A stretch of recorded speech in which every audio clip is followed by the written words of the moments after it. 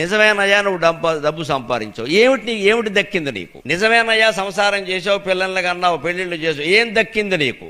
ఏం చేస్తే దక్కుతుందండి అంటే ఆత్మసాక్షాత్కారం పొందావా?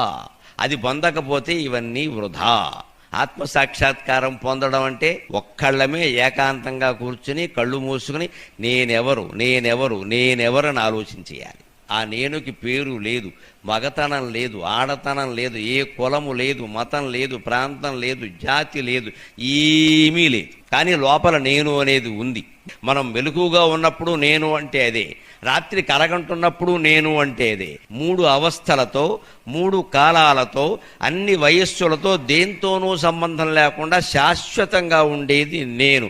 ఆ ఆత్మని మనం సాక్షాత్కరించుకునే వరకు ఎన్ని పదవులు నిర్వహించినా, ఎన్ని దానాలు చేసినా, ఎంత సేవ చేసినా మనశ్శాంతి అనేది కలగదు ఖచ్చితంగా.